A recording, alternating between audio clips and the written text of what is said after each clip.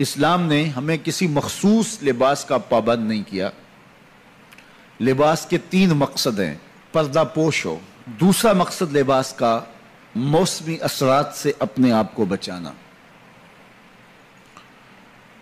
اور وہ گرمی سردی مختلف علاقوں اور ان کے موسمی حالات کے مطابق میں مختلف علاقوں کے لوگ اپنا لباس اختیار کریں گے۔ اور تیسرا لباس کا مقصد زینت حاصل کرنا۔ موسمی اثرات سے بچنے کے لیے ستر عورت کے لیے لباس پہنا جاتا ہے، تو اس لباس کو زینت سے بھی مزین کر لیا جائے تو کوئی حرج نہیں ہے۔ خوبصورت لباس ہو اور آپ کے جسم کی ساخت اور ڈیل ڈول کے مطابق ہو اور آپ کے علاقے اور کلچر کے مطابق ہو، اس میں کوئی حرج نہیں ہے۔ لیکن حج کا ایک ایسا موقع آتا ہے جہاں سارے لباس اتر جاتے ہیں اور 2 سفید کپڑوں میں، اور وہ بھی انسلے، حجاج کرام ملبوس ہوتے ہیں۔ لباس بھی ایک، لبوں پہ تلبیہ اور صدائے دل نواز بھی ایک، لبیک اللہم لبیک لبیک لا شریک لک لبیک ان الحمد والنعمت لک والملک لا شریک لک۔ ایک ہی صدائے دل نواز اور ایک ہی لباس اور ایک ہی طرح کے مناسک سارے ادا کر رہے ہوتے ہیں۔ امیر ہو، غریب ہو، گورا ہو، کالا ہو، ایک ہی آواز اور ایک ہی صدائے دل نواز اور ایک ہی لباس اور ایک ہی رب کے بندے ہو کے فرزندان توحید جس انداز سے اپنے رب کے حضور حاضر ہوتے ہیں، تو یہ انسانی مساوات کا ایک بہترین عملی نمونہ ہوتا ہے۔ حج عالم اسلام کا سالانہ عالمی اجتماع ہے۔ ہمیں اللہ نے اہل اسلام کو یہ نظم دیا ہے کہ محلے کی سطح پر 5 گانا نماز کا اجتماع ہے۔ ہم محلے کی مسجد میں روزانہ 5 اوقات میں جمع ہوتے ہیں، ایک دوسرے کے دکھ سکھ معلوم ہوتے ہیں۔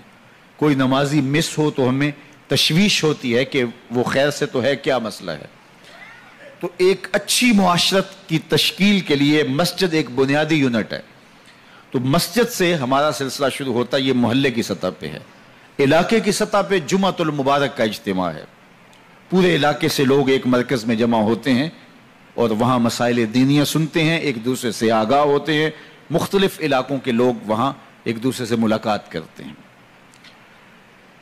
اسی طرح سالانہ اجتماع ہمارے 2 عیدین کے ہیں، جو کہ مسلمانوں کا ایک اکٹھ پورے شہر کی سطح پہ ہوتا ہے اور بہت بڑا بوہ کثیر مسرت کا اظہار بھی کرتا ہے اور ایک دوسرے سے ملتا ہے۔ اور ہمارا عالمی اجتماع حج ہے۔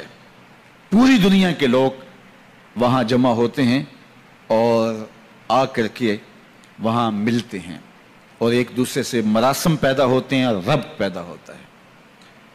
یہاں 5 گانا نماز میں ہم ایک دوسرے سے تعارف بھی کرتے ہیں اور اللہ کی بندگی اجتماعی طور پہ بجا لاتے ہیں۔ اسی طرح جمعۃ المبارک کے موقع پر اجتماع کا سائز بڑا ہو گیا تو ساتھ خطبہ بھی شامل کر دیا۔ 4 رکعتوں کی بجائے 2 رکعتیں کر دی گئیں۔ ظہر کی 4 رکعتیں ہوتی ہیں فرض، اب رکعتیں 2 کم کر دی گئیں، کوئی بات نہیں ہے، اس کی جگہ خطبہ شامل کر دیا گیا۔ چونکہ لوگ پورے علاقے سے جمع ہوں گے، ان کو کوئی میسج دینا ہے، لہٰذا 4 رکعتی فرض نماز کو مختصر کر کے 2 رکعت کر دیا گیا اور 2 رکعت کی جگہ پہ خطبہ جمعہ رکھ دیا گیا تاکہ لوگوں کو آگہی ہو، لوگوں کو شعور ملے، لوگوں کو علم کا نور نصیب ہو۔ یہ اسلام کا دیا ہوا نظم ہے۔ پھر عیدین کا موقع ہے، یہ ہمارا شہر کی سطح پہ بڑا اجتماع ہوتا ہے اور اس میں بھی خطبہ رکھا گیا تاکہ آگہی ہو اور خطیب جو ہے وہ پورے سال کا لاہ عمل لوگوں کو دے۔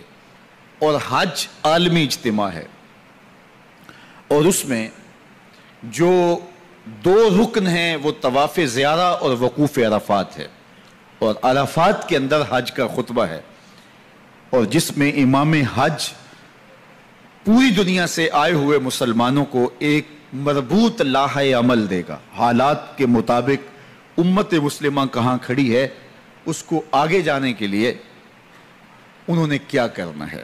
تو یہ حج کے من جملہ مقاصد میں تھا۔ حج کا ایک مقصد ہمیں ہمارے ماضی سے جوڑنا ہے۔